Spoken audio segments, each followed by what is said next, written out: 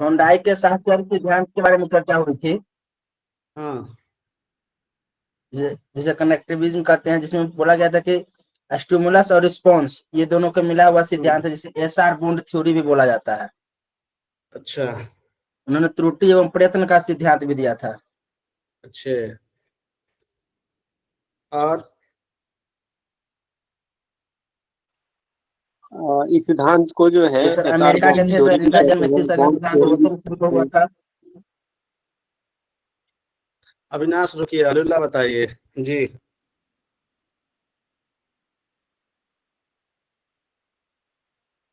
अरुल्ला बताइए।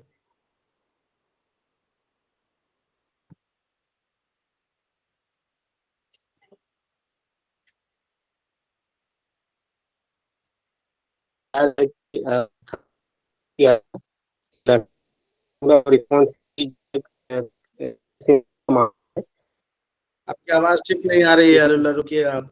हसनैन बताइए।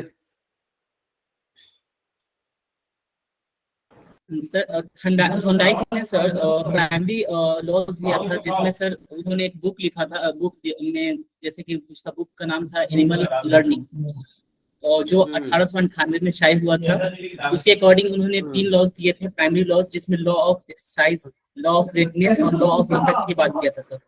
ठीक है, उसके बाद थॉर्नडाइक ने सर कुछ ऐसे जो लॉज दिए थे जो कि हाँ अविनाश बताइए। Sir subordinate law. हाँ राजीव बताइए। सर जैसा कि बात हो रहा था कि थॉर्नडाइक ने प्राइमरी लॉ तो दिए थे, जिनका जो बुक लिखे थे उनका उसका नाम था एनिमल लर्निंग, जो कि पब्लिश हुआ था 1898 में। और इसके अंतर्गत तीन एक्सरसाइजेज था, 3 लॉ था। लॉ ऑफ एक्सरसाइज जो कि अभ्यास का नियम बताता है, हिंदी होता है इसका। दूसरा था लॉ ऑफ रेडिनेस, और तीसरा था लॉ ऑफ इफेक्ट।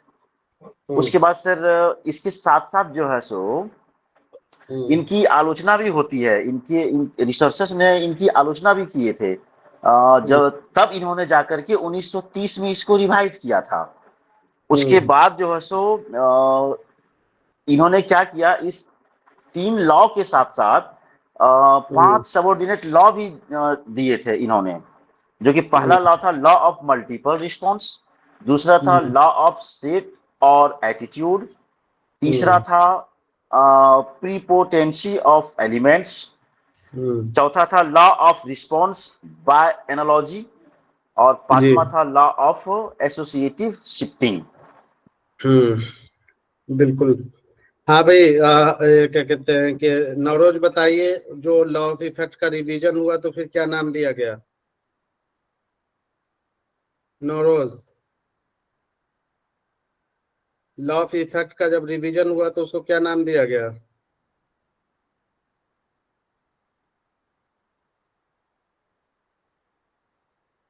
नवरेज,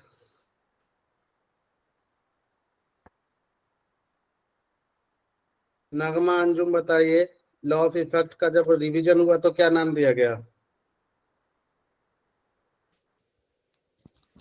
उसका truncational law of effect. Truncational law of effect दिया, ओके। शबाना परवीन बताइए, और कौन सी ऐसी बात है जो छूट गई थॉर्नडाइक में, जिसकी चर्चा नहीं हुई? जी शबाना परवीन।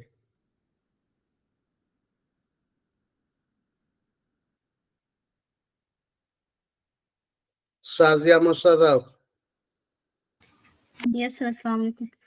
लर्निंग के बारे में बताए थे, फिर जैसे जैसे एक्सपीरियंसेस के अकॉर्डिंग जो है वो टाइम टेकन कम होता चला जाता है, और फिर यही छूट गया था अभी। अच्छा, बाकी सब हो गया जी। हुमा? और कनेक्शनिज्म बाकी था। अच्छा, कनेक्शनिज्म, स्टिमुलस और रिस्पॉन्स, जिसको हम जी ठीक है। हुमा बताइए, बाकी सब हो गया जी? सब हो गया ऑलमोस्ट। अच्छा, चलिए फिर सब हो गया। तो आज की जो चर्चा का विषय है वो है हमारा जी, आज की चर्चा का विषय है हमारा सर ड्राइव लर्निंग रिडक्शन कर थ्योरी है सर। क्लियर नहीं है।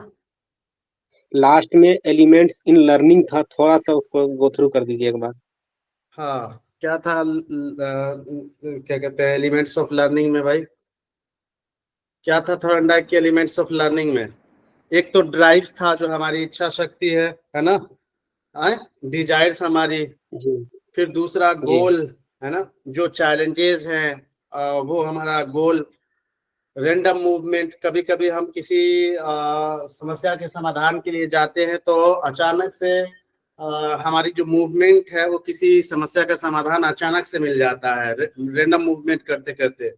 जैसे बिल्ली पिंजरे में जब बंद थी तो अचानक पांव चलाते चलाते एक बार अचानक से पांव लीवर पर दब गया और लीवर क्या हो गया, लीवर खुल गया बेसिकली, नहीं खुल गया। वो एक रैंडम मूवमेंट था बेसिकली। उसके बाद चांसेस ऑफ सक्सेस, देखिए जब भी हम कोई एक्टिविटीज परफॉर्म करते हैं, जब भी कोई एक्टिविटीज हम परफॉर्म करते हैं तो उसमें चांसेस ऑफ सक्सेस हमेशा रहता है। ये अलग बात है कि वक्त लग जाए, समय लग जाए, टाइम टेकिंग प्रोसेस हो, लेकिन जब भी आप एक्टिविटीज करेंगे तो चांसेस ऑफ सक्सेस हमेशा लगा रहेगा बेसिकली।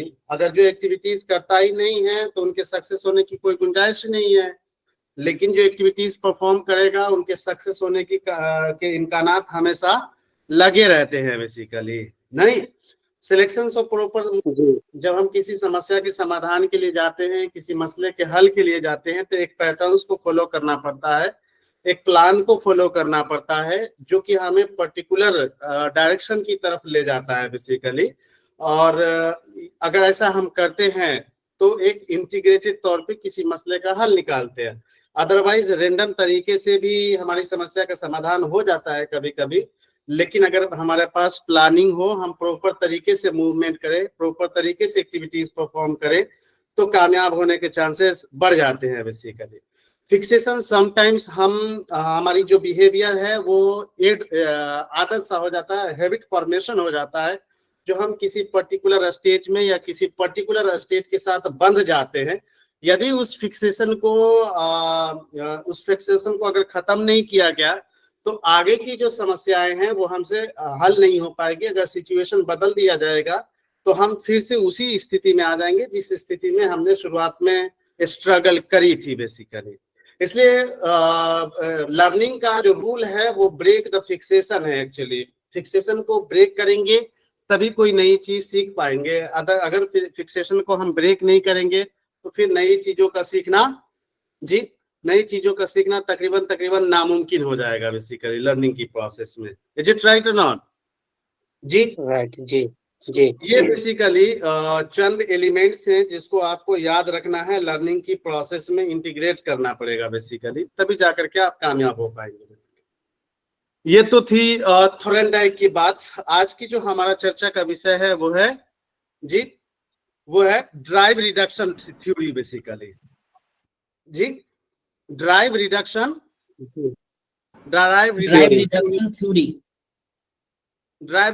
थ्योरी जिसको किसने दिया है जी? जिसको किसने दिया है? क्लार्क हल ने दिया, जिसको आप शॉर्ट में सीएल हल कहते हैं बेसिकली। तो क्लार्क हल साहब ने अपनी ये थ्योरी, ड्राइव रिडक्शन थ्योरी इन्होंने पेश करी है बेसिकली। इन्होंने इस थ्योरी को सबसे पहले प्रिंसिपल ऑफ बिहेवियर 1943 में इस थ्योरी को प्रस्तुत किया था, प्रेजेंट किया था बेसिकली। और फिर फाइनली इस थ्योरी का जो फाइनल फॉर्म मिला हमें, एक कॉन्क्रीट फॉर्म जो मिला थ्योरी का, वो बिहेवियर सिस्टम, उन्हीं की लास्ट पब्लिकेशन जो थी, यानी लास्ट बुक जो थी उनकी, बिहेवियर सिस्टम 1952 बेसिकली। तो 1952 में बिहेवियर सिस्टम आया जिसमें कंप्लीट तौर पे ठोस फॉर्म में ड्राइव रिडक्शन थ्योरी को पेश किया गया बेसिकली। एक्चुअली में मेरा ये मानना है, आप इत्तेफाक रखें या ना रखें, मेरा ये मानना है कि ड्राइव रिडक्शन थ्योरी साइकोलॉजी में सबसे ज्यादा कॉम्प्लेक्स थ्योरी है जिन्होंने इंसानी व्यवहार को, लर्निंग को मैथमेटिक्स के कॉन्टेक्स्ट में देखा, एक्चुअली में गणितीय समीकरण के रूप में देखा। और यही वजह है कि क्लार्क हल भी अपनी थ्योरी से थोड़ी कंफ्यूज थे। शायद यही वजह थी कि पहली किताब उन्होंने प्रिंसिपल ऑफ बिहेवियर 1943 में लिखी और उसमें उन्होंने अपनी थ्योरी प्रस्तुत की। फिर उसका revised version essential of behaviour 1951 में पेश किया और फाइनली उस थ्योरी को जो उन्होंने दिया वो अपनी लास्ट पब्लिकेशन, जिसको हम लोग अब बिहेवियर सिस्टम कहते हैं, 1952 में उन्होंने फाइनल फॉर्म्स ऑफ थ्योरी दिया बेसिकली जी। 1952 में उन्होंने फाइनल फॉर्म दिया थ्योरी का बेसिकली। एक तरीके से आप यूं कह सकते हैं कि जो थ्योरी उन्होंने 1943 में प्रिंसिपल ऑफ बिहेवियर में दिया, उसका एक्सटेंडेड वर्जन जो मिलता है वो कहाँ मिलता है? उसका एक्सटेंडेड वर्जन कहाँ मिलता है जी? उसका एक्सटेंडेड वर्जन 1952 में हाँ 1952 में सिस्टम में बेसिकली मिलती है एक्चुअली में। देखिए इस थ्योरी का नाम ड्राइव रिडक्शन थ्योरी क्यों है? कल शायद अल्तमश ने कोई बात कही थी, उस पे हमने आपको बताया था कि तमाम तरीके की जो हमारी नीड्स है वो एक्चुअली में बायोलॉजिकल नीड से ही तमाम तरीके की एक्टिविटीज हम परफॉर्म करते हैं और उसी को सेटिस्फाई करने के लिए तमाम तरह एक्टिविटीज की जा रही हैं बेसिकली। एक्चुअली वो स्टेटमेंट हमारा नहीं था, वो ड्राइव रिडक्शन थ्योरी के अंदर क्लार्क हल कहते हैं कि इंसान कोई भी चीज तभी सीखता है या किसी भी चीज को इंसान इसलिए सीखना चाहता है क्योंकि उसके सीखने से उसकी ड्राइव का रिडक्शन हो जाए, अर्थात उसकी जो चाहत है, उसकी जो इच्छा है, उसकी जो ख्वाहिशात है, उसकी जो बायोलॉजिकल नीड है उसका सेटिस्फेक्शन हो जाए। इसलिए इंसान कोई भी काम करता है बेसिकली। फॉर एग्जाम्पल हमें भूख लगती है, अब भूख एक ड्राइव है। भूख में भी अलग अलग ड्राइव हो सकते हैं, लोएस्ट लेवल का ड्राइव हो सकता है, मीडियम लेवल का ड्राइव हो सकता है, एक हाईएस्ट लेवल का ड्राइव हो सकता है। एक ऐसा भूख की एक ऐसी शिद्दत हो सकती है जहां पे आप बर्दाश्त नहीं कर सकते। एक लेवल हो सकता है जहां तक आप कुछ हद तक बर्दाश्त कर सकते हैं और एक लेवल होता है जहां तक बर्दाश्त कर सकते हैं। तो क्लार्क हल कहते हैं कि इंसान की जो ड्राइव है, जो उसकी शिद्दत है चीजों को पाने की, वो डिफाइन करता है इंसान की बिहेवियर को। हम कोई भी काम इसलिए करते हैं क्योंकि हम अपनी ड्राइव को सेटिस्फाई करना चाह रहे हैं, हम अपनी बायोलॉजिकल नीड को सेटिस्फाई करना चाह रहे हैं बेसिकली। और लर्निंग भी इसलिए हो रही है क्योंकि हम अपनी बायोलॉजिकल नीड को सेटिस्फाई फुलफिल कर सकें, इसलिए लर्निंग होती है। तो इसलिए इस थ्योरी का नाम ड्राइव रिडक्शन थ्योरी कहा गया, क्योंकि इंसान हमेशा से अपनी ड्राइव को रिड्यूस करना चाहता है, अपनी इच्छा की पूर्ति करना चाहता है, अपनी नीड की सेटिस्फेक्शन चाहता है बेसिकली। यही वजह है कि इसका नाम ड्राइव रिडक्शन थ्योरी पड़ा है बेसिकली। इसके अलावा इस थ्योरी को हम लोग थ्योरी ऑफ सिस्टमेटिक बिहेवियर भी कहते हैं। क्या कहते हैं? थ्योरी ऑफ सिस्टमेटिक कहते हैं। इसके अलावा क्या कहते हैं? इसके अलावा रिडक्शन थ्योरी कहते हैं बेसिकली। हाँ, नीड रिडक्शन थ्योरी क्यों कहे? क्योंकि अभी हमने बताया कि हम कोई भी एक्टिविटीज इसलिए कर रहे हैं क्योंकि अपनी नीड को रिड्यूस कर सके, अपनी नीड को सेटिस्फाई कर सके, अपनी जरूरियात की तकमील कर सकें, अपनी आवश्यकताओं की पूर्ति कर सके बेसिकली। इसलिए इस थ्योरी का नाम नीड रिडक्शन थ्योरी रखा गया है बेसिकली। दूसरे शब्दों में हम लोग इसको क्या कहते हैं?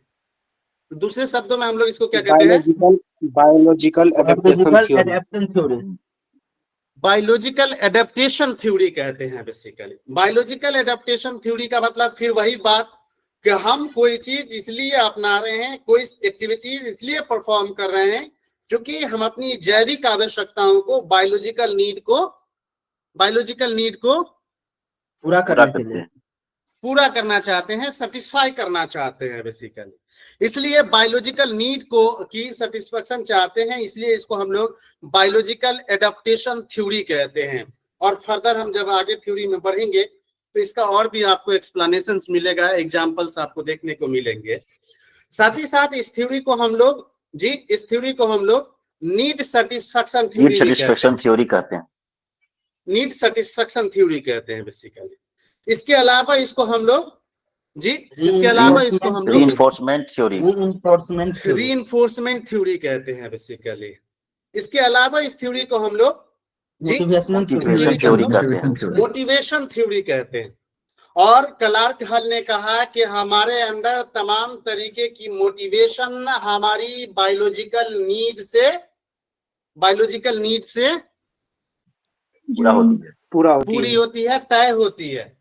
हमारे अंदर कितना मोटिवेशन होगा ये हमारी बायोलॉजिकल नीड पे डिपेंड करेगा। फॉर एग्जाम्पल, अगर आपको भूख नहीं लगी है तो आप एक्टिविटी करने के बारे में नहीं सोचेंगे। जब आपको पेट में चूहा खुदकने लगेगा अर्थात भूख लगने लगेगी तब कमाने का सोचेंगे। Is it right or not जी? और जिस दिन आप कमाने का सोचने लगेंगे उस दिन मोटिवेशन अपने आप आ जाएगा। M I right or not जी? Yes sir. और फिर है कि अगर आवश्यकता ही आविष्कार की जर्नी है सर। हाँ बिल्कुल। आपके अगर पेट भरा हुआ है, हम आपको कितना भी मोटिवेशन दे दें वो बहुत ज्यादा मायने नहीं रखेगा आपके लिए। Is it right or not जी? बताया क्या है? ऐसे ही बकवास करते रहते हैं, बकवास कर रहे हैं, है ना। लेकिन वही बात आपको तब समझ में आएगी जब पेट में आग लगेगा, भूख लगेगी तब। तो तमाम तरीके की जो मोटिवेशन है, तमाम तरीके की जो नीड है, वो बेसिकली तमाम तरीके की जो मोटिवेशन है वो बायोलॉजी से तय होती है, बायोलॉजिकल नीड से तय होती है। इसके अलावा इस थ्योरी को हम लोग मैथमेटिकल थ्योरी भी कहते हैं। जैसा कि हमने शुरुआती मरहलों में आपसे कहा कि क्लार्क हल ने जो लर्निंग है उस लर्निंग को मैथमेटिकल फॉर्म में समझाने की कोशिश किया है, गणितीय समीकरण के माध्यम से समझाने की कोशिश की गई है। इसलिए इस थ्योरी को हम लोग दूसरे शब्दों में मैथमेटिकल थ्योरी भी कहते हैं बेसिकली। और फाइनली हम इस थ्योरी को हम लोग हाइपोथेटिकल डिडक्शन थ्योरी कहते हैं। तब तो सर ये एग्जाम में भी अलग अलग नाम से भी पूछा जा सकता है या पूछा भी गया होगा। ऑफ कोर्स इसी वजह से तो ढूंढ के ऑप्शन को बनाया गया बेसिकली। आप सोचिए ना कि इतना दिमाग कहाँ से लगाएंगे कि एक एक थ्योरी का इतना सारा नाम होगा तो उसको खोजेगा कहाँ लोग। ऑफ कोर्स जो प्रीवियस ईयर में पूछे गए हैं उनको ऑप्शन को निकाल करके उसको और करके बनाया गया है बेसिकली। आपको इसमें से कोई भी टर्मिनोलॉजी देखने को मिल सकता है। डिपेंड इस बात पे करता है कि आप कितनी डेप्थ स्टडी करते हैं और किस तरीके से आप थ्योरी को समझते हैं, ये आप पे डिपेंड करता है। वरना थ्योरी पढ़ने के बाद भी जरूरी नहीं है कि आपसे सवाल बन जाए बेसिकली। हम तो एक जो बात हुई कि इस क्लार्क हल की थ्योरी को हम लोग ड्राइव रिडक्शन थ्योरी कहते हैं, या इसी को हम लोग थ्योरी ऑफ सिस्टमेटिक बिहेवियर कहते हैं बेसिकली। नहीं, थ्योरी ऑफ सिस्टमेटिक बिहेवियर। इसके अलावा इसको हम लोग नीड रिडक्शन थ्योरी कहते हैं। इसके अलावा इसको हम लोग बायोलॉजिकल एडेप्टेशन थ्योरी कहते हैं। इसके अलावा हम लोग नीड सेटिस्फैक्शन थ्योरी कहते हैं। इसके अलावा हम लोग इसको रीइंफोर्समेंट थ्योरी कहते हैं। इसके अलावा हम लोग इसको मैथमेटिकल थ्योरी कहते हैं। इसके अलावा हम लोग इसको थ्योरी कहते हैं बेसिकली, है ना। इसके अलावा इसको हम लोग हाइपोथेटिकल डिडक्शन थ्योरी कहते हैं बेसिकली, है ना। हाइपोथेटिकल डिडक्शन थ्योरी कहते हैं। तो ये सभी नामों से हम लोग इसको जानते हैं, जो कि आपको याद रखना है। आपकी शुरुआत जब क्लास की हुई तो किसी ने बताया कि थॉर्नडाइक को कनेक्शनिज्म कहा जाता है, और थॉर्नडाइक ने कहा कि जो लर्निंग है वो स्टिमुलस और रिस्पांस के बीच का क्या है, स्टिमुलस और रिस्पॉन्स के बीच का क्या है? कनेक्टिज्म है, कनेक्शन है, कनेक्शन है, बॉन्ड है, कनेक्शन है, संबंध है, रिलेशनशिप है, एसोसिएशन है। लेकिन क्लार्क-हल थॉर्नडाइक की इस पहलू से इत्तेफाक नहीं रखते। एक तो इस बात का जवाब इस बात से मिलता है कि भाई क्या सीखना है क्या नहीं सीखना है ये हमारी बायोलॉजिकल नीड से तय होती है, नंबर 1 बात। नंबर 2 बात ये है कि लर्निंग की प्रोसेस में सिर्फ स्टिमुलस और रिस्पॉन्स का मैटर नहीं है। लर्निंग की प्रोसेस में लर्निंग को और भी कई चीज हैं जो प्रभावित करते हैं। इसलिए सिर्फ लर्निंग को स्टिमुलस और रिस्पॉन्स के बीच के कनेक्शन के तौर पे या एसोसिएशन के तौर पे ना देखे जाएं, बल्कि लर्निंग में और भी कई चीज हो सकते हैं। अर्थात इन्होंने कहा कि स्टिमुलस और रिस्पॉन्स तो ठीक है, लेकिन इसके बीच में इंटरवेनिंग वेरिएबल्स भी हैं जो लर्निंग को तय करता है बेसिकली। यानी लर्निंग सिर्फ स्टिमुलस और रिस्पॉन्स के बीच का मैटर नहीं है, बल्कि स्टिमुलस और रिस्पॉन्स के बीच में कई ऐसे चीज हैं जो हमारी लर्निंग को डिटरमाइन करता है, जो हमारी लर्निंग को इफेक्ट करता है बेसिकली।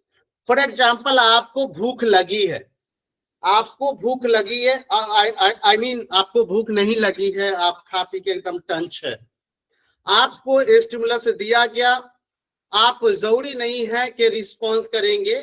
इसलिए नहीं जरूरी है क्योंकि आपकी पेट क्या है, आपकी पेट क्या है जी, आपकी पेट क्या भरी है? हुई है, भरी हुई है, भरा हुआ है, भरी हुई है आपकी पेट, इसलिए जरूरी नहीं है कि आप रिस्पॉन्स करेंगे। लेकिन अगर हम आपके पास भूख लगी है, भूख की शिद्दत अगर बढ़ी हुई है, तो बताइए कि स्टिमुलस मिलने पे आप रिस्पॉन्स करेंगे कि नहीं करेंगे? करेंगे कि नहीं करेंगे? बिल्कुल करेंगे सर। मतलब आप ये कहना चाह रहे हैं कि लर्निंग जो है वो सिर्फ उत्तेजना और प्रतिक्रिया अर्थात व्यवहार का अंतर संबंध नहीं है, बल्कि किस उत्तेजना पे व्यवहार प्रस्तुत करने हैं, अर्थात किस स्टिमुलस पर बिहेवियर रिप्रेजेंट करना है, यह हमारी इंटरवेनिंग वेरिएबल्स अर्थात किसी चीज की नीड, किसी चीज की ड्राइव, किसी चीज की शिद्दत डिफाइन करती है। इसलिए लर्निंग को सिर्फ स्टिमुलस और रिस्पॉन्स कहना ठीक नहीं है, बल्कि लर्निंग को stimulus and intervening plus responses अगर कहा जाए तो ज्यादा बेहतर होगा। इसलिए 2019 में जो क्वेश्चन पूछा वो बेसिकली ये पूछ दिया कि इसी तरीके से SR, SOR, SER करके दिया और उसको कहा कि आप एसोसिएशन लगाइए, आई मीन के मिलान करिए कि कौन किसकी थ्योरी होगी। अर्थात दूसरे शब्दों में ड्राइव रिडक्शन थ्योरी को, क्लार्क-हल की थ्योरी को SOR कहा जाता है। Is it okay? SOR कहा जाता है। अर्थात स्टिमुलस और रिस्पॉन्स, स्टिमुलस एंड रिस्पॉन्स के बीच में O है, और O है वो इंटरवेनिंग वेरिएबल्स को बताता है कि स्टिमुलस और रिस्पॉन्स के बीच में और भी कई चीजें जो लर्निंग को डिटरमाइन करता है, जो लर्निंग को तय करता है। ये O सर ऑर्गेनिज्म, ये O जो है ये ऑर्गेनिज्म की बात करेगा। हाँ, ऑफ कोर्स। सो इसका मतलब ये हुआ कि ड्राइव रिडक्शन थ्योरी को, क्लार्क-हल की थ्योरी को हम लोग SOR थ्योरी कहते हैं। क्या कहते हैं? SOR थ्योरी कहते हैं। और O की जो संकल्पना है, O की जो तसव्वुरात हैं, O की जो अवधारणा है, वो और भी आपको क्लियर होगी और भी स्पष्ट होगा। अगर हम आगे बात करेंगे तो आपको O की और भी अवधारणा स्पष्ट होगी कि क्या क्या ऐसी चीजें हैं जो लर्निंग को प्रभावित कर सकता है। लर्निंग सिर्फ स्टिमुलस और रिस्पॉन्स के बीच का कनेक्शन नहीं है, एसोसिएशन नहीं है। बहरहाल अभी फिलहाल ये याद रखिए कि जहां हम लोग थॉर्नडाइक की थ्योरी को SR कहते थे, वहीं वहीं वहीं क्लार्क हल की थ्योरी को हम लोग SOR कहते हैं। SOR कहते हैं, बेसिकली SOR कहते हैं। अब चूंकि हमने बात करी कि क्लार्क हल जो है वो एक अमेरिकन साइकोलॉजिस्ट थे जो कि यूनिवर्सिटी ऑफ याले में काम कर रहे थे, और वहीं से उन्होंने ये थ्योरी जो है, ट्राइब रिडक्शन थ्योरी जो है वो डेवलप की बेसिकली।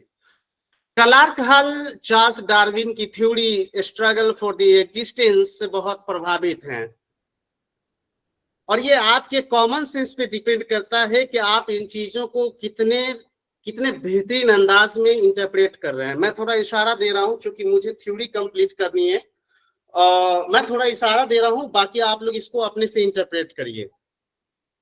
चार्ल्स डार्विन की स्ट्रगल फॉर द एग्जिस्टेंस किसी ने पढ़ी है? स्ट्रगल फॉर द एग्जिस्टेंस किसी ने पढ़ी है?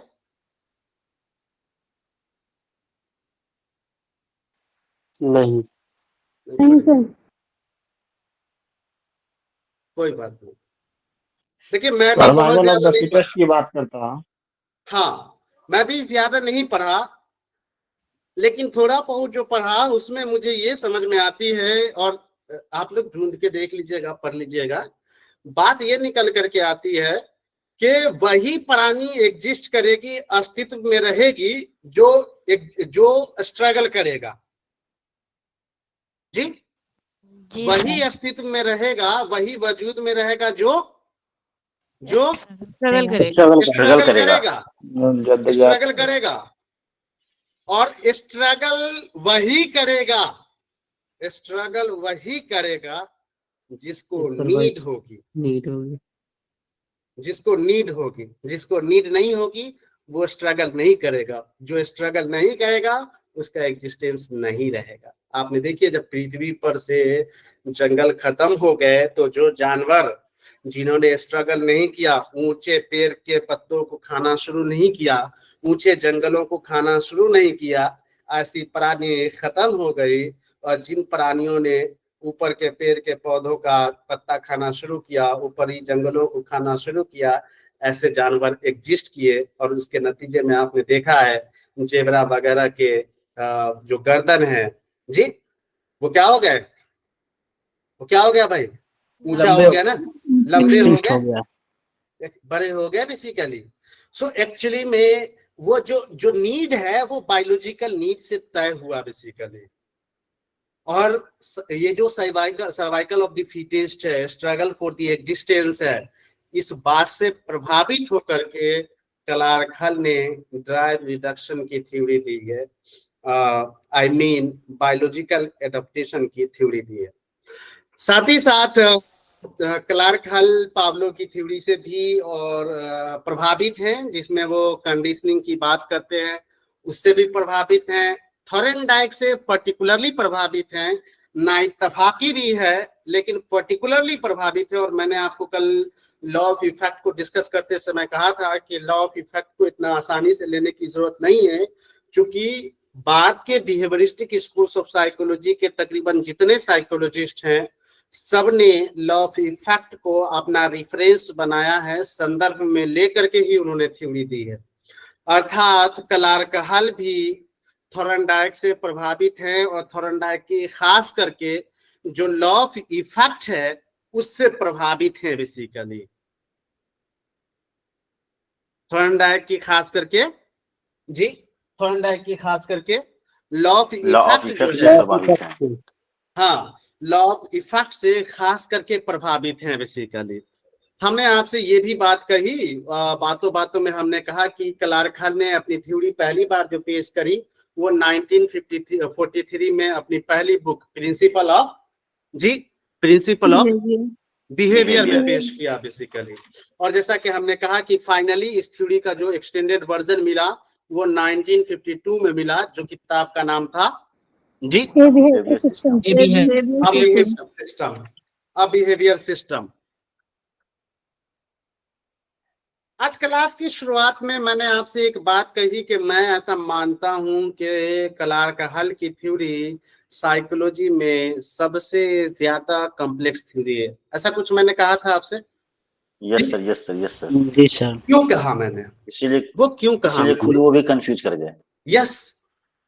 और ये मैं क्यों कह रहा हूं, देखिए क्लार्क हॉल ने सिर्फ लर्निंग को साबित करने के लिए और लर्निंग की अवधारणा को क्लियर करने के लिए मैथमेटिकल फॉर्म में टोटल 17 पोस्टुलेट दिए। 17 पोस्टुलेट का मतलब है 17 स्मॉल थ्योरी दिए हैं बेसिकली, और 133 थ्योरम, गणित के 133 थ्योरम दिए हैं बेसिकली, अर्थात 133 गणितीय समीकरण दिया है उन्होंने, और उसके माध्यम से लर्निंग की अवधारणा और लर्निंग कैसे होती है इन चीजों को उन्होंने क्लियर करने की कोशिश की है। अब सोचिए 133 थ्योरम और 17 छोटे छोटे थ्योरी, आपको नहीं लगता कुछ ज्यादा कॉम्प्लेक्स है? जी जी सर। बिल्कुल सर। और सर उसका मैथमेटिकल टर्म सब जो है SRER वो सब भी समझ में उतना अब नहीं यार आता है, है। बिल्कुल बिल्कुल बिल्कुल। सो एक्चुअली में इसी वजह से इस थ्योरी को काफी हम लोग क्या कहते हैं कि कॉम्प्लेक्स मानते हैं। 170 सोचिए ना, 17 पोस्टुलेट और 133 थ्योरम डिस्कस करें अगर लोग तो कम से कम 1 महीना लगेंगे 17 पोस्टुलेट और 133 थ्योरी, 133 गणितीय समीकरण डिस्कस करने में। तब जाकर के पता चलेगा कि लर्निंग क्या है और लर्निंग कैसे होता है। जब तक मालूम चला कि यूजीसी नेट निकलेगी, जी मालूम चला कि यूजीसी नेट निकल जाएगा नहीं। तो एक्चुअली में ये पॉसिबल तो नहीं है कि मैं आपके सामने वो पूरा 17 पोस्टुलेट और 133 थ्योरम रखूं, लेकिन थोड़ी वक्त की किल्लत है। जब कभी वक्त मिलेगा तब मैं इसको YouTube के माध्यम से जरूर 17 पोस्टुलेट और 133 थ्योरम को जरूर आपके साथ कभी फुर्सत से रहा तो डिस्कस करूंगा। अभी तो वक्त ही नहीं मिल पा रहा है, लेकिन मैंने सोचा है कि इस पे जरूर बात रखी जाएगी। बहरहाल क्लार्क हॉल ने एक और भी कॉन्सेप्ट अपनी थ्योरी के अंदर प्रस्तुत की है, जो कि हम लोग कहते हैं होम्योस्टेसिस। होम्योस्टेसिस नाम सुना है होम्योस्टेसिस का? जी नाम सुना है? बायोलॉजी में। हाँ, क्या है? बायोलॉजी वाले बताइए क्या है? बायोलॉजी वाले बताइए भाई, होम्योस्टेसिस क्या है? हम भी बायोलॉजी वाले हैं जी, अरे बताओ तो सही। सर ये इक्विलिब्रियम मेंटेन करने की कोशिश करता है। हमारे बॉडी में जो एनर्जी बनता है उसका इस्तेमाल किस तरीके से करना है, वो उस सब चीजों को जस्टिफाई करता है। Complete balance. अच्छा, एटमॉस्फेयर वातावरण के अनुकूल संतुलन बनाए रखना, संतुलन बनाने की कोशिश करता है। बिल्कुल। देखिए हमारी बॉडी में टोटल 11 सिस्टम है। हमारी बॉडी में टोटल 11 सिस्टम है, जिसके लिए हम नेमोनिक्स यूज करते हैं, वो डॉक्टर आरएन मसल्स यूज करते हैं, और फिर उससे हम 11 सिस्टम को एक्सटेंड कर लेते हैं। उस 11 सिस्टम में सिर्फ एक सिस्टम को अगर हम छोड़ दें, स्केलेटल सिस्टम को छोड़ दें, तो बाकी 10 सिस्टम हमारी बॉडी को संतुलित करने के लिए, हमारी बॉडी को बैलेंस्ड बनाए रखने के लिए काम करती है। For example digestive system, for example excretory system, for example urinary system, for example circulatory system. अगर उनमें से कोई भी सिस्टम अगर वर्क करना कम कर देता है या वर्क करना छोड़ देता है, तभी हमारी बॉडी इम्बैलेंस हो जाती है और हम किसी न किसी प्रकार की बीमारी से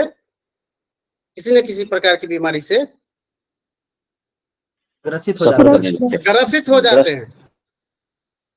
यस, ग्रसित हो जाते हैं।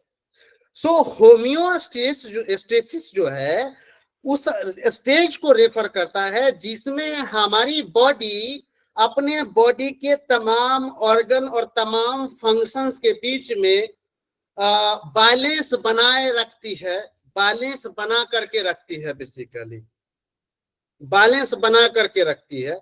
इस स्टेज को हम लोग होम्योस्टेसिस कहते हैं।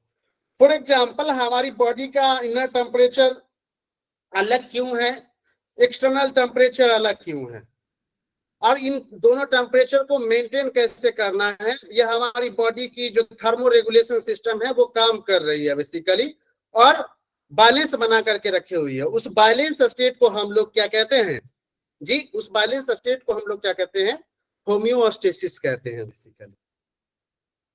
उस बैलेंस स्टेट को हम लोग क्या कहते हैं जी, होम्योस्टेसिस होम्योस्टेसिस कहते हैं, होम्योस्टेसिस कहते हैं। और यही होम्योस्टेसिस तो बायोलॉजिकल नीड है ना, यही तो है कि अगर आपका बैलेंस नहीं होगा तो जाहिर है कि आपकी नीड जो है वो बढ़ेगी बेसिकली। जैसे आप यहाँ पे देखिए, हमारा बॉडी क्या है कि होम्योस्टेसिस के स्टेज में रहता है। फॉर एग्जांपल अभी ना भूख लगी है, ना प्यास लगी है, किसी भी तरीके की कोई नीड नहीं है अभी। अभी आपका शरीर जो है वो बैलेंस्ड है, और इस स्टेट को हम लोग क्या कहते हैं, इस स्टेट को हम लोग क्या कहते हैं, इस स्टेट को हम लोग क्या कहते हैं,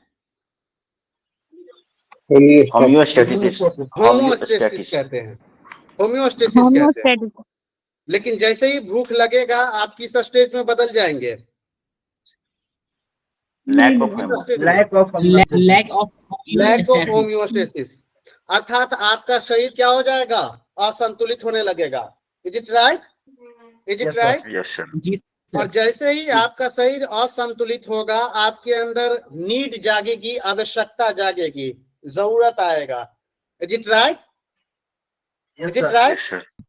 अब नीड से फिर ड्राइव तय होगी, अर्थात शिद्दत तय होगी उसकी, कि कितनी जरूरत है, किस मात्रा में जरूरत है बेसिकली, वो ड्राइव तय होगी।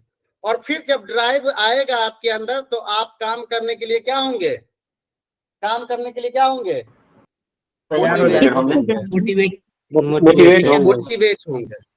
मोटिवेट होंगे। और फिर जब मोटिवेट होंगे, काम करेंगे, तो आपका शरीर फिर किस स्टेज में आ जाएगा, फिर किस स्टेज में आएगा, होम्योस्टेसिस के स्टेज में आएगा। इसी तरीके से हमारी जो शरीर की नीड है वो चलती रहती है। इसी तरीके से हम में से हर इंसान इस स्टेज को अचीव करना चाहता है, होम्योस्टेसिस के स्टेज को हम में से हर इंसान इस स्टेज को अचीव करना चाहता है।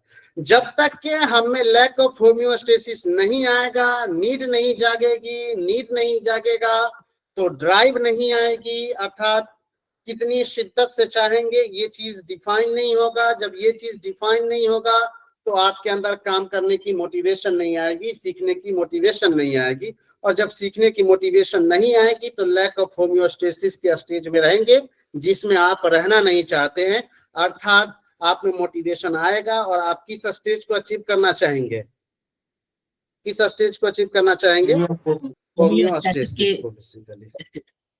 हम में से हर इंसान इसी स्टेज को जी, हम में से हर इंसान इसी स्टेज को अचीव करना चाहता है। एक रियल एग्जांपल लेते हैं, फिर इस मैटर को हम क्लोज कर देंगे। अभी मुझे न भूख लगी है न प्यास लगी है, मेरी जरूरत नहीं है। अगले आधे घंटे में के बाद मान लीजिए कि आपको भूख लगेगी, तो अभी भूख नहीं लगी हुई है, दैट मीन्स आपकी कौन सी स्टेट है, आपकी कौन सी स्टेट है, होम्योस्टेसिस है। अब आधे घंटे के बाद आपको भूख और प्यास लगेगी, कौन से स्टेज में पहुंच जाएंगे, लैक ऑफ होम्योस्टेसिस। यानी आपका शरीर क्या हो जाएगा, असंतुलित होने लगेगा, असंतुलित होने लगेगा। जब असंतुलित होने लगेगा तो किस चीज की जरूरत महसूस होगी, किस चीज की जरूरत महसूस होगी, भोजन की जरूरत महसूस होगी, भोजन की ड्राइव की, भोजन की जरूरत महसूस होगी। अच्छे, भोजन की जब जरूरत महसूस हुई तो अब बताइए कि भोजन अभी ये हमको चाहिए या 10 मिनट के बाद भी मिल जाए या 1 घंटा के बाद भी मिलेगा तो चलेगा, ये किस बात से तय होगा, ड्राइव से तय होगा सर। मतलब कितना जोर से भूख लगल है, कितना जोर से प्यास लगल है, इस बात से ना तय होगा जी। ये हमारी और हाँ, कितना जोर से लगल है, कितना जोर से आ रहा है, वो तो ड्राइव है एक्चुअली में, शिद्दत है। नहीं एकदम जबरदस्त वाला एकदम बर्दाश्त ही नहीं हो सकती है या बर्दाश्त कर सकते हैं। तो जो शिद्दत है, जो ड्राइव है, जो जोर से लगने वाली बात है, वो एक्चुअली में क्या है हमारा जी? ड्राइव है, ड्राइव है, ड्राइव है। और वही ड्राइव आपको मोटिवेट करेगा क्या करने के लिए? कार्य करने के खाने लिए। के लिए, कार्य करने के लिए, खाने के लिए, कि भैया खाओ, मोटिवेट करेगा। और जब फिर खा लेंगे तो आप किस स्टेज में पहुंच जाएंगे? होम्योस्टेसिस। होम्योस्टेसिस का, अदरवाइज लैक ऑफ होम्योस्टेसिस। और हम में से हर इंसान इसी स्टेज को, होम्योस्टेसिस को अचीव करना चाहता है। उसी के लिए हम तमाम चीजें सीखते हैं और उसी स्टेज के लिए हम तमाम तर एक्टिविटीज परफॉर्म करते हैं। Are you agree with me और not? Yes sir. Yes sir. जी, इसी वजह से हमने इस थ्योरी को बायोलॉजिकल एडेप्टेशन थ्योरी कहा है बेसिकली। सर जब हमको यहाँ पे नीड्स में जब आएंगे, जब हाँ, हम यहाँ पे नीड्स में आएंगे और कस के हमें मतलब भूख लगी रहेगी, मतलब तो यहाँ पे ये सब बातें पर ध्यान नहीं देना है ना कि क्या खाना है क्या नहीं खाना है।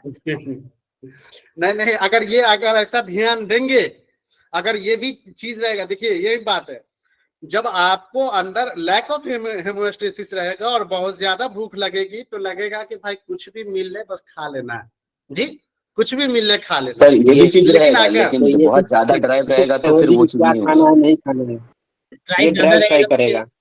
कुछ भी मिलेगा तो खा लेंगे।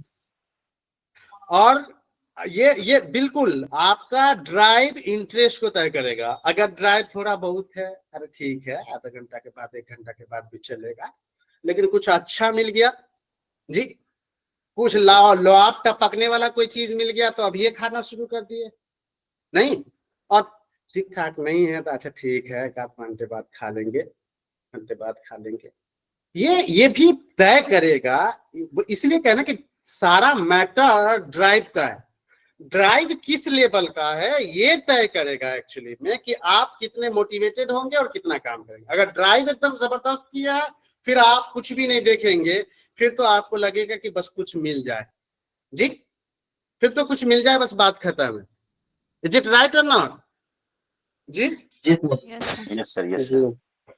सो बेसिकली हमें से हर इंसान इस होम्योस्टेसिस को अचीव करना चाहता है। इसी वजह से इस थ्योरी को हमने ड्राइव रिडक्शन थ्योरी कहा, और इसी वजह से हमने इसको नीड सेटिस्फेक्शन थ्योरी कहा, इसी वजह से इसको हमने बायोलॉजिकल एडेप्टेशन थ्योरी कहा। बेसिकली जिस तरीके से बायोलॉजी में होम्योस्टेसिस हमारे सिस्टम के अंदर फंक्शंस कर रहा है ताकि हमारी बॉडी बैलेंस्ड रहे, उसी तरीके से हमारे सिस्टम में, हमारी साइकोलॉजी में जो होम्योस्टेसिस है वो काम कर रहा है। अगर लैक ऑफ होम्योस्टेसिस की तरफ जाते हैं, तमाम तरीके की नीड जागती है, नीड से ड्राइव आता है, ड्राइव से मोटिवेशन पैदा होता है, और मोटिवेशन काम करने को मजबूर करता है, चाहे वो खाने की बात हो या कोई सरगर्मी करने की बात हो, कोई एक्टिविटीज परफॉर्म करने की बात हो।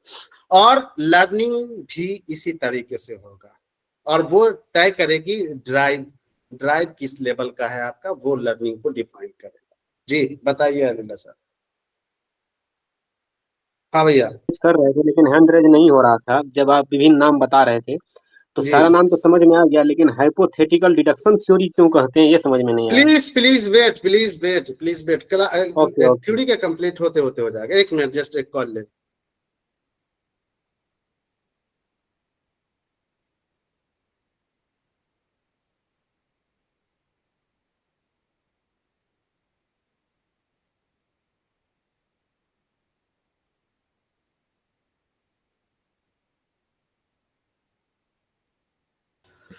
हाँ भैया, हेलो जी। अरे भैया, तो क्या बातें हो रही थी जी? तो बातें हो रही थी कि ड्राइव हाइपोथेटिकल डिडक्शन थ्योरी क्यों कहते हैं, ये लास्ट तक आपको इस सवाल का जवाब मिलेगा।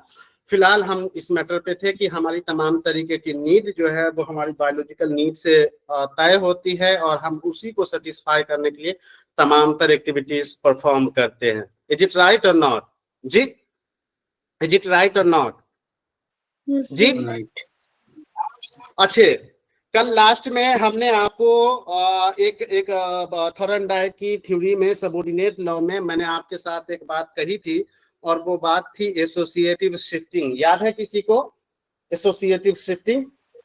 जी जी ओके अब देखिए इसका कहानी, इसलिए कहते हैं कि बात को अगर गहराई से नहीं समझिएगा तो आप कितना कंफ्यूज हो जाएगा। देखिए इसी एसोसिएटिव शिफ्टिंग को क्लार्क हल ने अपनी थ्योरी में शामिल किया, और इसको उन्होंने स्टिमुलस जनरलाइजेशन का नाम दिया। और फिर इसी थ्योरी को पाब्लो ने भी अपनी थ्योरी में शामिल किया, और उन्होंने भी एसोसिएटिव शिफ्टिंग कहा। और एसोसिएटिव शिफ्टिंग में हमने क्या कहा था? एसोसिएटिव शिफ्टिंग में हमने क्या कहा था भाई? कि प्रीवियस एक्सपीरियंस से मिलता जुलता कोई सिचुएशन मिलता है तो हम उसको जनरलाइज कर देते हैं। जनरलाइज कर देते हैं, यानी स्टिमुलस को आप जनरलाइज कर देते हैं। Is it right? Is it right? Stimulus को जनरलाइज कर देते हैं basically. Yes sir, similar stimulus को जो मिलता जुलता है उसको जनरलाइज कर देते हैं, जनरलाइज कर सिचुएशंस में अप्लाई कर देते हैं। यही बात हुई ना जी? यही बात हुई ना जी? अरे भाई यही बात हुई ना? Yes sir. अब देखो क्या हमने आपको कहा था कि पाब्लो की थ्योरी से प्रभावित हुए, तो आपको पूछना चाहिए ना कि पाब्लो की थ्योरी से कहां से प्रभावित हुए, किस मुद्दे पे प्रभावित हुए। तो पाब्लो की भी ये जो एसोसिएटिव शिफ्टिंग का मैटर है, स्टिमुलस जनरलाइजेशन का मैटर है, इसी बात से वो भी शिफ्ट हुए, मतलब प्रभावित हुए पाब्लो से भी और थॉरनडाइक से भी। अर्थात स्टिमुलस जनरलाइजेशन के तहत क्लार्क हल भी कहते हैं कि अगर हमें दो या दो से अधिक सिमिलर सिचुएशंस मिल जाते हैं, समानार्थक हालात या परिस्थिति मिल जाते हैं, तो पहले सिचुएशंस में किए गए अमल या पहले सिचुएशंस में किए गए व्यवहार को हम दूसरे सिचुएशंस में सामान्य कर देते हैं, अर्थात जनरलाइज कर देते हैं। यही बात तो कल हुई थी ना जी? यही बात तो कल हुई थी ना? तो ये है आपका, इसका मतलब ये हुआ कि आप देखिए कि स्टिमुलस जनरलाइजेशन जो टर्म है वो सिर्फ क्लार्क हल ने दिया है, बाकी पाब्लोव ने भी यूज किया बेसिकली क्या? Associative shifting. और थॉरनडाइक ने भी क्या यूज किया? थॉरनडाइक ने भी क्या यूज किया? एसोसिएटिव शिफ्टिंग शिफ्टिंग यूज किया है। लिहाजा मैं ये कहना चाह रहा हूं कि क्वेश्चन को अटेम्प्ट करते समय बहुत माइन्यूट होकर के देखना पड़ेगा। हेलो रिफर, हेलो, आवाज मिल रही है? हाँ जी सर। तो मैं क्या कह रहा हूँ कि बहुत माइन्यूट होकर के ये देखना पड़ेगा कि थ्योरी का कॉन्टेक्स्ट किधर है और किस साइकोलॉजिस्ट ने किस तरीके के शब्दों की परिचालन शब्दों का इस्तेमाल किया, और वो होगा प्रैक्टिस से, मेहनत करने से, थोड़ा टाइम देने से होगा। है तो थोड़ा टाइम दीजिएगा, तो आप लोग पहले से दिए रहिएगा तो ठीक है, वरना रमजान के बाद तो फिर हम लोग दिलवाते ही हैं, वो पता ही होगा कैसे दिलवाते हैं। नहीं पता है ना कैसे दिलवाते हैं जी? नो सर, ग्रुप डिस्कशन में दिलवाते हैं भाई। या तो ग्रुप घोड़ा को डिस्कशन तालाब करो तक या खींच के भी ले जाते हैं और पानी भी पिलाते हैं।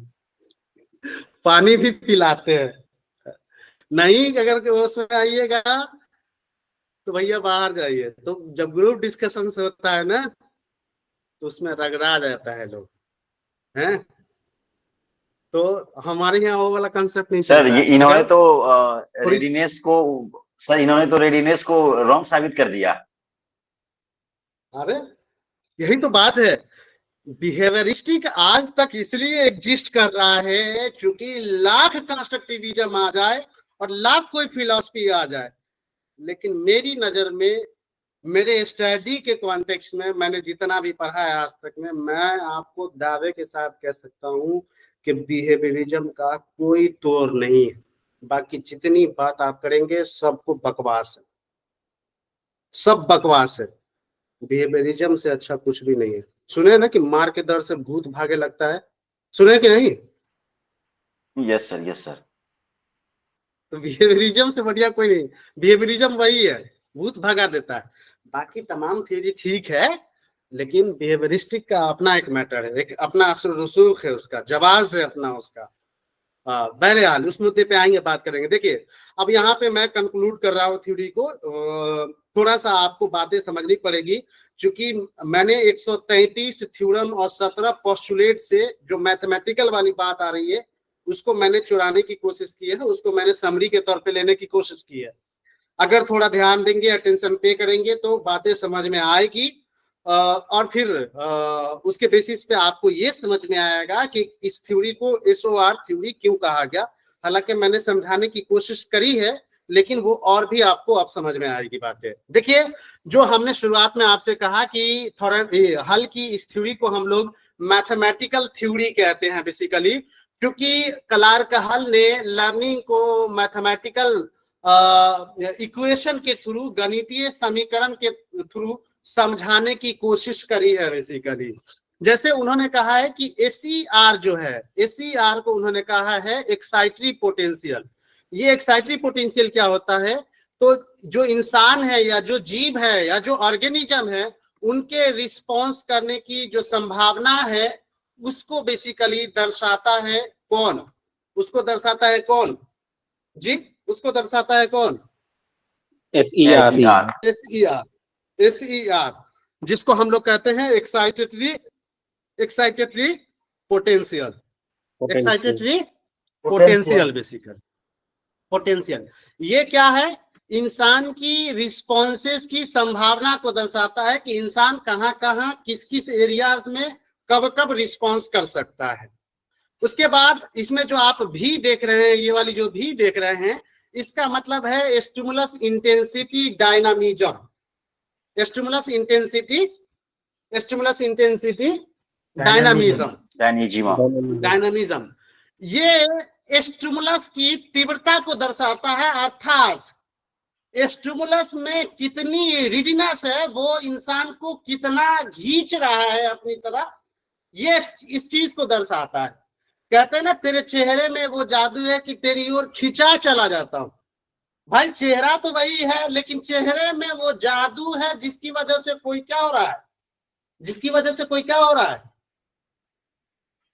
खींचा चला जा रहा है। ये उस स्टिमुलस की गुण है, कैरेक्टरिस्टिक्स है, ट्रेट है बेसिकली। उसी तरीके से कोई चीज हम सीखेंगे नहीं सीखेंगे, किसी चीज पे रिस्पॉन्स करेंगे नहीं करेंगे, ये उस स्टिमुलस की तीव्रता को दर्शाएगा कि वो कितना हमें अपनी ओर आकर्षित कर रहा है, कितना खींच रहा है हमें। Is it right or not जी? Is it right or not? Yes sir. हाँ, उसके बाद डी क्या है भाई? डी क्या है? Drive strength. अभी जो बात कर रहे थे हम लोग ड्राइव की जो बात कर रहे थे, वही ड्राइव है ये, कि ड्राइव जो है, शिद्दत जो है किसी चीज को पाने की, वो कितना मजबूत है आपको। फॉर एग्जांपल भूख प्यास किस लेवल की है, शिद्दत क्या है आपके पास जी? शिद्दत क्या है आपको किसी चीज के पाने की, वो ड्राइव स्ट्रेंथ है एक्चुअली, जिसको हम लोग डी कहते हैं। फॉर्मूला में देखिए आप। उसके बाद फिर फॉर्मूला में के यूज किया गया है। के का मतलब है इंसेंटिव मोटिवेशन, यानी कि ड्यूरिंग लर्निंग प्रोसेस जो हम इंसेंटिव या रीइंफोर्समेंट वगैरह देते हैं, वो चीज है हमारा इंसेंटिव जी, वो चीज है हमारा इंसेंटिव मोटिवेशन, वो चीज है हमारा इंसेंटिव मोटिवेशन। उसके बाद जो देख रहे हैं फॉर्मूला में आप जे यूज किया गया है, जे जिसको आप कहते हैं रिएक्शन फैक्टर्स या रिएक्शन पोटेंशियल, व्यवहार प्रतिक्रिया की प्रवृत्ति, अर्थात एक ही तरीके के रिस्पॉन्स को बार बार दोहराने की जो मनोवृत्ति है, जो हैबिट्स है, उसको हम लोग जे कहते हैं, अर्थात रिएक्शन पोटेंशियल फैक्टर कहते हैं। Is it okay? Is it okay? Yes sir. Yes sir. उसके बाद समझिए SHR यहाँ यूज किया गया ना, SHR जी, SHR। अब ये SHR क्या है? कहते हैं हैबिट स्ट्रेंथ, अभ्यास यानी प्रैक्टिस और पुनरावृत्ति यानी रिपीटेशन के आधार पर विकसित आदत। समटाइम्स हम लोग देखते हैं किसी चीज को बार बार कर रहे होते हैं, रिपीट कर रहे होते हैं, एक्सरसाइज कर रहे होते हैं, तो वो चीजें हमारी बिहेवियर में क्या हो जाती है, वो चीजें हमारी बिहेवियर में क्या हो जाती है, ऐड हो जाती है, ऐड हो जाती है ना, आदत का हिस्सा बन जाता है। और हमारी लर्निंग को वो भी क्या करता है, हमारी लर्निंग को वो भी क्या करता है, प्रभावित करता है, प्रभावित करता है, चेंज करता है बेसिकली। उसके बाद SIR जिसको हम लोग कहते हैं रिएक्टिव इनहिबिशन। रिएक्टिव इनहिबिशन का मतलब है कि पूर्व में आपने कोई काम किया लेकिन उस वक्त आपको रीइंफोर्समेंट नहीं दिया गया, तो अब आप वैसा काम करने से क्या हो जाते हैं, वैसा काम करने से क्या हो जाते हैं जी, वैसा काम करने से क्या हो जाते हैं, बच जाते हैं, रुकते हैं, बचते हैं, रुकते हैं, नहीं करना चाहते हैं, अवॉइड करना चाहते हैं। फॉर एग्जाम्पल किसी के यहाँ, बिल्कुल, फॉर एग्जाम्पल किसी के यहाँ हमने मजदूरी की, उन्होंने हमें श्रमिक नहीं दिया, हमारी उजरत उन्होंने नहीं दी, अब अगली बार हम काम करेंगे जी, काम करेंगे जी, नहीं करेंगे। ये है रिएक्टिव इनहिबिशन, अर्थात पूर्व में हमने प्रतिक्रिया करी थी लेकिन उन्होंने रिस्पांस नहीं दिया और इसकी वजह से अब हमें गतिरोध उत्पन्न हो गया है, अब हम ऐसा काम नहीं करना चाहते हैं बेसिकली। उसके बाद IR है कंडीशन इनहिबिशन है। कंडीशन इनहिबिशन का मतलब है कि अधिगम के दौरान यानी लर्निंग के दौरान कुछ ऐसी घटनाएं हो गई जो नेगेटिव है। फॉर एग्जांपल कोई ऐसा एक्टिविटीज हुआ जिसकी वजह से हमें दुख या पीड़ा की अनुभूति हो गई, हमें तकलीफ महसूस हुआ, हमें परेशानी महसूस हुई, ये जो चीज है इसको हम लोग कहते हैं कंडीशनड इनहिबिशन। क्या कहते हैं, कंडीशनड इनहिबिशन।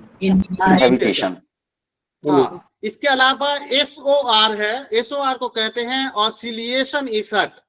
कभी कभी लर्निंग के दौरान अचानक से और इमरजेंसी में कुछ कुछ हो जाता है जो ना चाहते हुए भी हो जाता है, इज इट राइट, ना चाहते हुए भी हो जाता है जी, ना चाहते हुए भी हो जाता है भाई, सब कुछ आपके मुताबिक नहीं होता इस दुनिया में, is it right or not जी, जी आप नहीं भी चाहते हैं तो भी हो जाते हैं। Once upon a time my student of DIET Pritampura has asked to me, sir how can I control someone is what assuming and what thinking about me because I am very much disturbed this house from this house।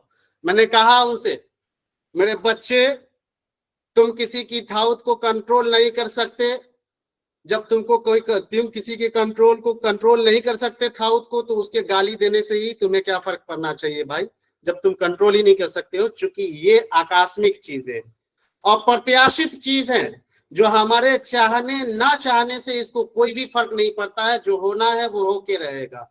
Is it right or not, is it right or not? Yes, sir. And this is called आकस्मिक और प्रत्याशित कारक अर्थात oscillation effect. Learning के दौरान जरूरी नहीं है बेटा कि जैसा आप सोच रहे हैं वैसा ही सब कुछ हो, ऐसा जरूरी नहीं है।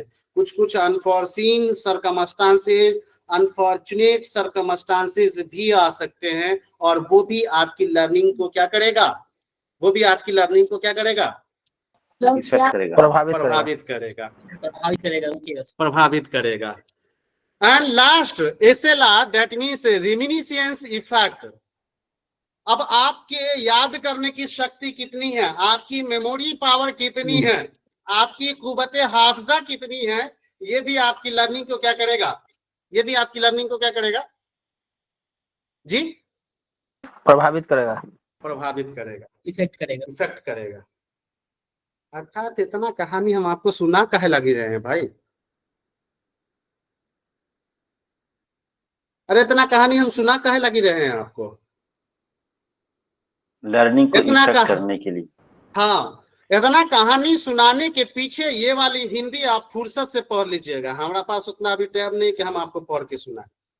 इतना कहानी सुनाने का मतलब ये है कि हल का कहना है, हल का ये मैथमेटिकल फॉर्मूला, हल का ये मैथमेटिकल इक्वेशन ये बताता है कि लर्निंग की प्रोसेस में कलम कॉपी लेके बैठ जाओ, कंक्लूड कर रहे हैं लास्ट बार।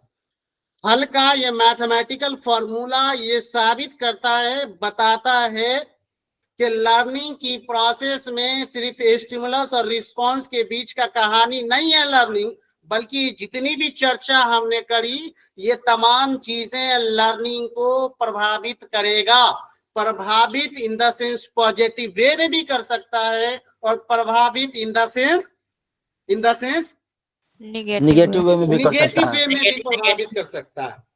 अर्थात लर्निंग सिर्फ स्टिमुलस और रिस्पांस के बीच का मैटर नहीं है। इसलिए इस थ्योरी को हमने SOR थ्योरी कहा है। अर्थात स्टिमुलस आप पहले से जान रहे हैं, रिस्पांस आप पहले से जान रहे हैं, और ये जितनी चर्चा हमने करी आपके साथ ये सब वो है, अर्थात इंटरवेनिंग वेरिएबल्स है जो ना चाहते हुए भी लर्निंग को क्या करेगा, ना चाहते हुए भी लर्निंग को क्या करेगा, प्रभावित करेगा।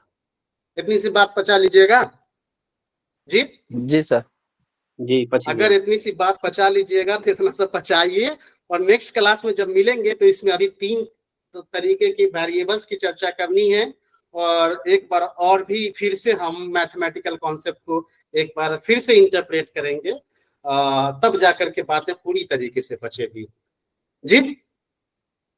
ओके, क्या बोलते हैं? जी सर। आज की सभा को जो है हम यहीं पे बर्खास्त करते हैं, समझे। इंशाल्लाह मिलते हैं नेक्स्ट क्लास में, जब कभी भी मिलेंगे। देखिए अगला दिन की क्लासेस में यहाँ तक के आपको डील करके आना है, यहाँ तक आपको पढ़ करके आना है। हम सिर्फ डिस्कशन करेंगे, आप मुझे बताएंगे। बाकी आगे जो 3 टाइप्स का वेरिएबल्स है वो हमारी जिम्मेदारी, उसको हम देखेंगे इंशाल्लाह। बहुत बहुत शुक्रिया, धन्यवाद आप सबका। शुक्रिया सर। Thank you sir. अस्सलाम वालेकुम सर।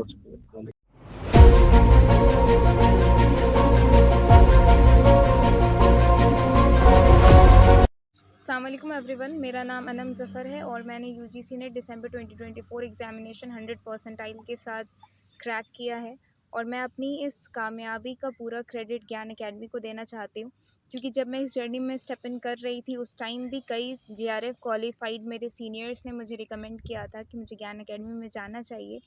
एंड इंडीड ज्ञान एकेडमी ने जो मुझ पे मेहनत की थी उसका रिज़ल्ट मुझे आज दिखा है।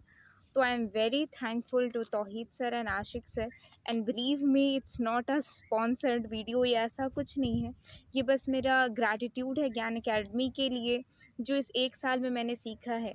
एंड ये एक ऐसा प्लेटफॉर्म है जहाँ हम सिर्फ यूजीसी नेट के लिए नहीं प्रिपेयर होते हैं, यहाँ बहुत सारे मोरल वैल्यूज़ ये सब चीज़ें भी सीखते हैं जो हमें आगे की रिसर्च जर्नी में भी बहुत काम आएगी। So to all the aspirant who are preparing for UGC NET, मेरा सबसे पहला रिकमेंडेशन होगा कि वो ज्ञान एकेडमी को फॉलो करें, and I swear to Allah it's not a sponsored video. Thank you so much.